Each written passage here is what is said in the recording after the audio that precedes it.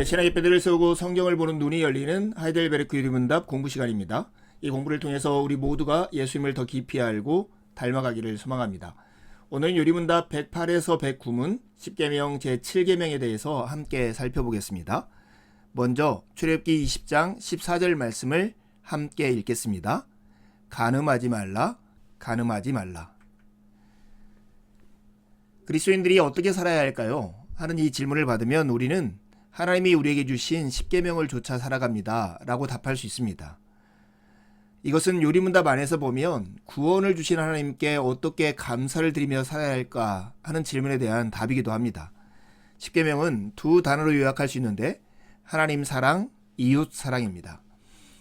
10계명 1의 4계명은 하나님을 사랑하라는 명령에 대한 구체적인 내용인데요.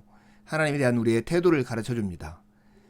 5에서 10계명은 이웃을 사랑하라는 명령에 대한 구체적인 내용인데 이웃에 대한 우리의 의무를 보여줍니다. 오늘은 제7계명 간음하지 말라 하는 말씀을 함께 나누겠습니다. 네, 이제 108문을 통해서 제7계명에서 하나님께서 요구하는 것이 무엇인지를 함께 살펴보겠습니다. 함께 읽으실까요? 모든 부정은 하나님의 저주 아래에 있습니다. 따라서 모든 혼인의 관계에 있든지 독신으로 있든지 우리는 어떤 부정이라도 마음으로부터 미워하고 순결하고 단정한 생활을 해야 합니다.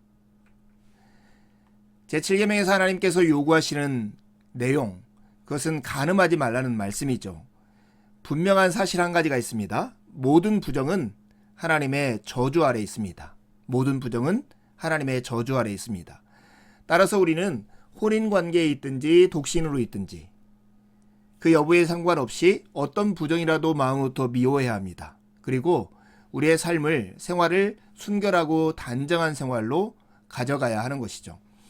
에베소 5장 5절에 이렇게 말씀합니다. 너희도 정녕 이것을 알거니와 음행하는 자나 더러운 자나 탐하는 자, 곧 우상숭배자는 다 그리스도와 하나님의 나라에서 기업을 얻지 못하리니. 하나님 나라에서 기업을 얻지 못하는 사람 중에 하나가 뭐냐면 간음하는 자, 음행하는 자입니다. 여러분, 그런데 우리가 사는 시대를 잘 살펴보면 간음죄야말로 내로남불, 이것의 전형입니다. 남에게는 매우 엄격하면서도 자신에게는 너무 관대하게 반응하는 죄가 간음죄인 것이죠. 네, 109문은 우리가 간음하지 말아야 할 이유를 우리에게 밝혀주는데요. 함께 묻고 답해 봅시다. 하나님께서는 이 계명에서 간음 또는 그와 같은 부끄러운 죄만을 금하십니까? 함께 답을 해보시죠. 우리의 몸과 영혼이 모두 성령의 전이기 때문에 우리가 몸과 영혼을 순결하고 거룩하게 지키시기를 원하십니다. 그렇기에 하나님께서는 모든 부정한 행동이나 몸짓, 말이나 생각이나 욕망, 또한 그리로 유혹하는 모든 것을 금하십니다. 우리의 마음속에 이런 질문을 던질 수 있죠. 간음 또는 그와 같은 부끄러운 죄만을 금하실까 하는 거예요. 이 질문에 대해서 우리는 간음하지 말아야 할 이유를 밝힘으로써 답할 수 있습니다. 우리의 몸과 영혼이 성령의 전입니다. 성령님께서 거하시는 집인 거죠. 그러므로 우리가 몸과 영혼을 순결하고 거룩하게 지켜야 합니다. 고린도후서 6장 18절에서 20절에 우리에게 이렇게 말씀합니다. 음행을 피하라. 사람이 범하는 죄마다 몸 밖에 있거니와 음행하는 자는 자기 몸에 죄를 범하느니라. 너희 몸은 너희가 하나님께로부터 받은 바 너희 가운데 계신 성령의 전인 줄을 알지 못하느냐. 너희는 너희 자신의 것이 아니라 값으로 산 것이 되었은즉 그런즉 너희 몸으로 하나님께 영광을 돌리라. 우리의 몸과 영혼이 성령의 전이기 때문에 우리의 몸과 영혼을 순결하고 거룩하게 지켜야 합니다. 하나님께서는 모든 부정한 것을 금하고 계세요. 그것이 행동이든 몸짓이든 말이든 생각이든 욕망이든 그렇습니다. 특별히 이 제7계명을 주님께서 산상수훈에서 말씀하실 때 이렇게 하셨어요. 또 간음하지 말라 하였다는 것을 너희가 들었으나 나는 너희에게 이르노니 음욕을 품고 여자를 보는 자마다 마음에 이미 간음하였느니라. 행동뿐만 아니라 생각과 말과 욕망까지도 간음의 죄를 범하는 것이라고 주님께서 말씀하신 것입니다. 네, 간음하지 말라는 주의 말씀을 우리의 마음속에 새기기 위해서는 성에 관한 성경적 경계선이 어딘가를 우리가 분명히 할 필요가 있습니다. 그것은 결혼이라고 하는 하나님이 만드신 제도 안에 있습니다. 여러분, 성은 결혼한 부부관계 안에서 허락된 하나님의 선물입니다. 그렇기 때문에 우리가 가지는 성적인 욕구 이 자체가 죄가 아닙니다. 그것은 식욕이 죄가 아니듯 성욕도 죄가 아닙니다. 그래서 금욕주의도 올바른 게 아니고 이 성을 너무나 지나치게 즐기는 쾌락주의도 온당한 것이 아닌 것이죠. 그뿐만 아니라 성은 인간이 누릴 수 있는 사랑 안에서의 친밀함과 기쁨의 최고의 표현입니다. 성을 통해서 우리는 이 친밀감과 기쁨을 최고로 경험할 수 있는 것입니다.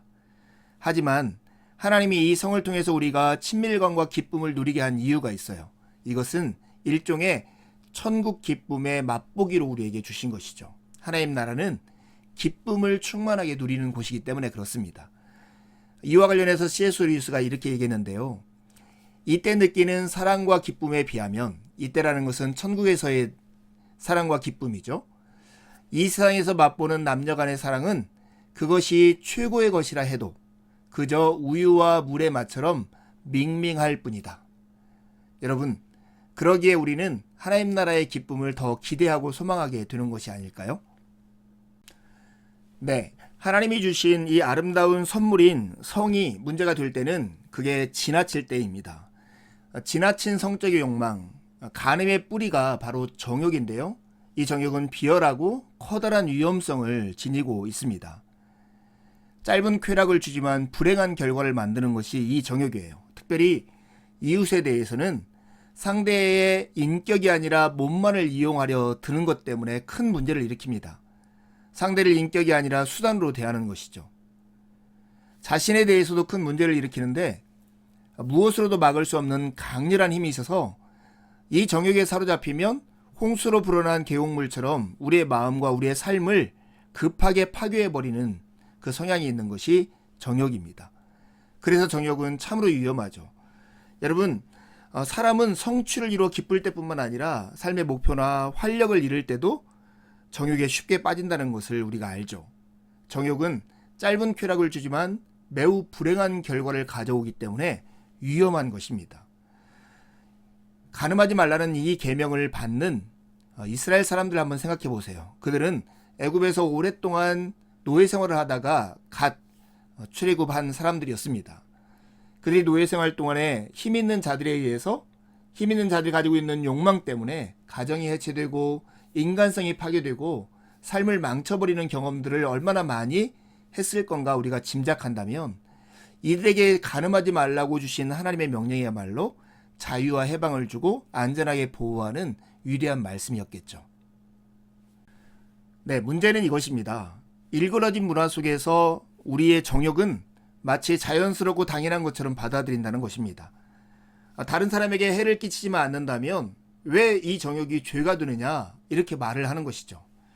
하지만 이런 간음의 죄를 저지른 다윗이 하나님 앞에 고백했던 이 고백을 들어보십시오. 나의 죄악을 말같게 시키시며 나의 죄를 깨끗이 제하소서. 내가 주께만 범죄하여 죄 목전에 악을 행하였사오니. 다윗은 자기가 행한 이 범죄가 간음의 범죄가 주님 앞에서 주님께 범죄한 것이라고 고백하는 거예요. 그래서 이것이 다른 사람에게 해를 끼치지 않는 것 같이 보이지만 하나님께 해를 끼치는 죄악이라는 것을 기억해야 합니다. 여러분, 우리는 하나님의 말씀과 세상의 문화의 목소리 그 사이에 끼어 살아가는 거예요. 여러분, 대륙의 판들이 부딪히면 진동이 일어나고 지진이 일어나잖아요. 그런 것처럼 우리는 하나님의 말씀과 문화가 우리에게 외치는 소리 사이에 끼어 있어 우리의 마음이 지진을 일으킬 때가 참 많습니다. 성경은 분명히 이 간음이 부도덕의 대명사다 이렇게 얘기해요. 이 죄를 저지르더라도 은밀하고 음성적으로 범하는 것이 상례였죠. 간음하는 자들에 대해서는 사형에 처하도록 벌을 내리는 것이 성경의 원칙입니다. 하지만 우리의 문화는 어때요? 정욕에 중독된 문화 속에서는 오히려 거리와 광장에서 이 죄를 행하고 드러내놓고 즐기는 것이 우리 사회 아닐까요? 7계명을 무시하고 이렇게 말하는 사람을 고리타분하다고 여기는 것이 우리 사회 아닌가 하는 것입니다. 여러분, 그러기에 우리의 마음을 다잡고 주의 말씀에 더 귀를 기울일 필요가 있습니다. 여러분, 유대교에서 지옥에서 돌아올 수 없는 그렇게 무거운 세 가지 죄를 이야기하는데요. 그 죄가 이거예요. 사람들 앞에서 동료를 창피하게 만드는 일, 동료를 무례한 별명으로 부르는 사람, 그리고 마지막이 간음을 범하는 사람이에요. 유대인들은 이 간음에 대해서 이렇게 무거운 죄라고 생각했거든요. 그런데 이에 대해서 윌리엄 바클레이라고 하는 신학자가 이런 지적을 해요.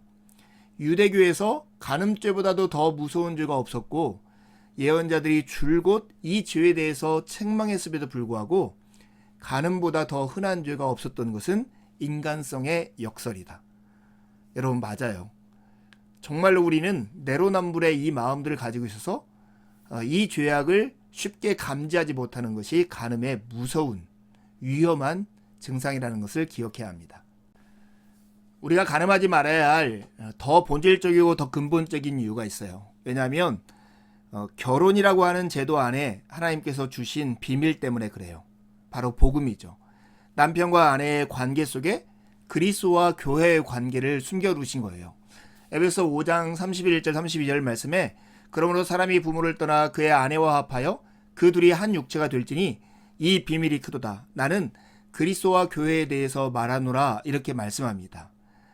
이 부부의 관계는 약속에 따른 언약 관계로서 하나님과 우리 사이의 관계, 그리스도와 교회 사이의 관계를 잘 예표하는 기능을 가지고 있습니다. 여러분, 대답해 보세요. 그리스도께서 우리를 있는 그대로 받아주시는 것을 어떻게 확신할 수 있을까요? 또 대답해 보세요. 주님이 자기 자신처럼 우리를 사랑하신다는 것을 어디에서 경험할 수 있을까요? 그것은 바로 남편과 아내의 관계, 약속에 따른 신실한 언약 관계를 통해서 경험할 수 있는 것입니다. 그래서 에베소 5장 28절 30절에 보면 이와 같이 남편들도 자기 아내 사랑하기를 자기 자신과 같이 할지니 자기 아내를 사랑하는 자는 자기를 사랑하는 것이라. 누구든지 언제나 자기 육체를 미워하지 않고 오직 양육하여 보호하기를 그리스도께서 교회에게 함과 같이 하나니 우리는 그 몸의 지체임이라. 부부가 서로를 지키고 경험하고 사랑함을 통해서 그리스도께서 우리를 어떻게 행하시는 일을 확신할 수 있는 것이죠. 그러기에 결혼 관계 안에서 간음하지 않는 것은 그리스도의 사랑을 경험하고 확신할 수 있는 매우 중요한 배경이 되는 것입니다. 그렇다면 이제 우리는 어떻게 해야 할까요? 이 말씀을 꼭 기억하십시오. 참 사랑만이 정욕을 이깁니다.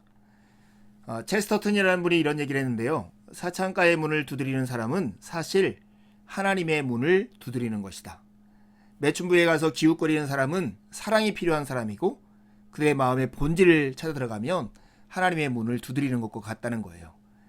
그렇다면 어떻게 해야 하냐 하는 것에 대한 대답이 로마서 12장에 나옵니다. 그러므로 형제들아 내가 하나님의 모든 자비하심으로 너희를 권하노니 너희 몸을 하나님이 기뻐하시는 거룩한 산 제물로 드리라. 이는 너희가 드릴 영적 예배니라. 우리는 먼저 정욕을 극복해야 합니다. 이 시대를 본받지 말아야 하는 것이죠. 이 시대의 문화를 저항해야 합니다.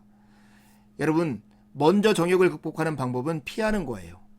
정욕은 극복하고 싸워서 이겨야 할 죄가 아니라 피해야 할 죄입니다. 그리고 이 시대의 문화가 정욕을 당연시하고 좋은 것으로 포장하는 그 거짓말을 분별해야 합니다. 피하고 분별하는 것. 이것이 정욕을 극복하는 소극적 태도라면 적극적으로는 우리의 몸을 거룩한 산 제물로 하나님께 드려야 합니다. 먼저 배우자와의 친밀한 우정을 더 높이십시오. 그리고 더 근원적인 쾌락, 하나님 안에서의 쾌락, 그 쾌락을 추구하십시오. 그럴 때 우리는 이 참 사랑으로 정욕을 이길 수 있는 것입니다. 여러분, 간음에 대한 성경의 처벌이 무엇인지 아세요? 구약성경에 보면 죽음입니다. 이 말을 바꿔 얘기하면 죽기 살기를 각오하고 이 계명을 지켜내야 한다 하는 것입니다. 여러분은 어떻습니까? 여러분의 마음의 태도는 이와 같습니까? 두 가지 질문하고 마치려 합니다. 우리가 간음하지 말아야 할 이유는 무엇입니까? 우리가 어떤 존재이기 때문이며 결혼에 어떤 비밀이 담겨 있기 때문입니까? 두 번째 질문입니다. 그리스도인은 말씀과 문화 속에 끼어 살고 있는데요. 요즘 여러분은 어느 편의 목소리에 마음이 기울어져 있습니까? 한 주도 주님의 은혜를 의지해 살고 복된 주일에 함께 만나 기쁨으로 하나님을 예배하시죠. 감사합니다.